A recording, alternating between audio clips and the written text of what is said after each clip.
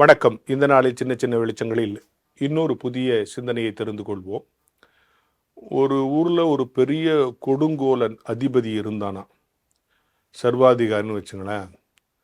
எல்லா மக்களையும் துன்புறுத்திக்கிட்டே இருந்தான். அப்புறம் அந்த ஊரில் இருக்கிற ஒரு 4 புரட்சி இளைஞர்கள் என்ன பண்ணாங்க, இவன் என்ன இப்படி எல்லாருக்கும் தொந்தரவு கொடுக்குறான், இவனை எப்படியா தீர்த்து கட்டிடலான்ட்டு 4 பேரும் சேர்ந்து அவனை ஒழிச்சு கட்டுறதுக்கு ஒரு முயற்சி பண்ணுறாங்க. அந்த சண்டையில் அவன் தப்பிச்சிட்டான். அந்த அதிபதி, அந்த கொடுங்கோலன் இருக்கானே, தப்பிச்சிட்டான்.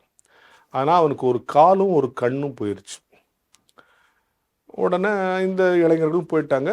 அந்த ஊரில் இருக்கவங்களுக்கு சந்தோஷம். ஒரு காலும் ஒரு கண்ணும் போயிடுச்சு, இப்போ கொஞ்சம் அடங்கிடுவான். இப்போ அவன் என்ன பண்ணால், தன்னுடைய படத்தை இந்த ஊரில் எல்லா இடத்துல வைக்கணும், பயப்படுவாங்க, அப்போ தான் ஜனங்க பயப்படுவாங்க. ஏன்னா இவன் கால் இதுவாகிடுச்சு, போக முடியல. அதெல்லாம் படம் வரையலான்ட்டு ஒரு ஓவியரை கூப்பிட்டு என்ன வரேன்னா, அந்த ஓவியரும் வரைஞ்சான். எப்படியும் ஒரு கால் இல்லாமல் ஒரு கண் இல்லாமல். அவ்வளோதான், இவனை தூக்கி சிறையில் போடுங்க. என்னையா ஒரு காலு கண் இல்லாமல் நீ வரைகிற அப்படின்ட்டான். அப்புறம் இன்னொரு ஓவியரை கூப்பிட்டாங்க. அந்த ஓவியருக்கு ஏற்கனவே ஓவியருக்கு நடந்த கதி தெரியுது. ஆனால் என்ன பண்ணான், அவன் கண்ணும் காலும் இருக்கிற மாதிரியே வரைஞ்சிட்டான். உடனே அவன் சொன்னான், எனக்கு ஒரு கண்ணும் காலும் இல்லை, சும்மாட்டி இருக்கிற மாதிரி போட்டு என்னை ஏமாத்துறியா, இவனையும் சிறையில் போடுங்கன்ட்டான். 3வது ஒரு ஓவியரை கூப்பிட்டாங்க.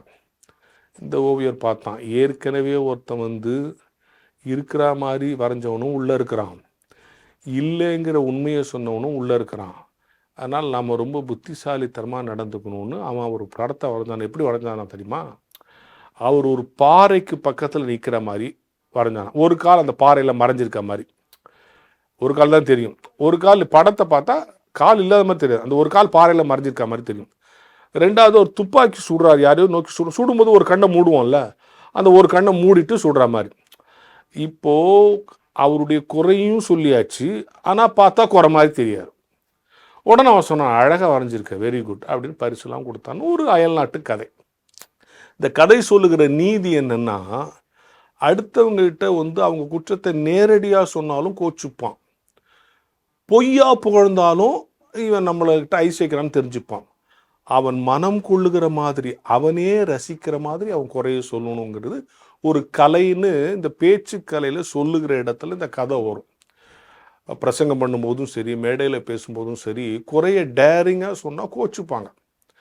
இவன் என்ன அழகாக வரைஞ்சான் பாருங்க, ஒரு கால் பாறையில் மறைந்திருப்பது போலவும், துப்பாக்கி சுடும்போது நம்ம அப்படி ஒரு கண்ணை அப்படி மறைச்சு சுடுவோம்ல, கண்ணை மூடி ஒரு கண்ணில் பார்த்து சுடுவோம்ல, அவன் ஒரு பாறையில் சாய்ந்து கொண்டு துப்பாக்கி சூடுவது போல் படத்தை வரைந்து, அவனுடைய கம்பீரமும் குறையாமல், அவனுடைய அங்கஈனமும் தெரியாமல், ஆனால் அது இருக்கிறதா இல்லையா என்று புரியாத வரைக்கும் அழகாக வரைஞ்சு கொடுத்தான் அந்த கதை முடிகிறது. எனவே சாதாரண குடும்பத்தில் நம் பிள்ளைகளிடத்தில் பேசுவதிலிருந்து பெரிய தலைவர்களோடு பேசுகிற வரைக்கும் ஒரு விஷயத்தை நாசுக்காக சொல்லுகிறது தான் வாழ்க்கையை ஜெயிக்க உதவும். நம்ம டேரிங்காக சொன்னால் கோச்சுப்பாங்க. நான் அடிக்கடி சொல்லுகிற ஒரு செய்தி, நம்ம மாடு மாதிரி நிற்கிறியன்னா கோச்சுப்பான், பசு மாதிரி நிற்கிறியன்னா சந்தோஷப்படுவான். ரெண்டும் ஒன்று தான். சொல்லுகிற விஷயத்தில் அவன் மனம் கொள்ளுகிற மாதிரி ஒரேடி அவனை தாக்கிடாமல், அதுக்கிட்ட அவனை ஒன்றும் ரொம்ப புகழ்ந்துடாம, அவன் குறையை அவனே ரசிக்கிற மாதிரி சொல்லுகிற திருத்துகிற அணுகுமுறை தான் சிறந்த அணுகுமுறையாக இருக்கும் என்கிற ஞான வெளிச்சத்தோடு இந்த நாளை தொடங்குவோம்.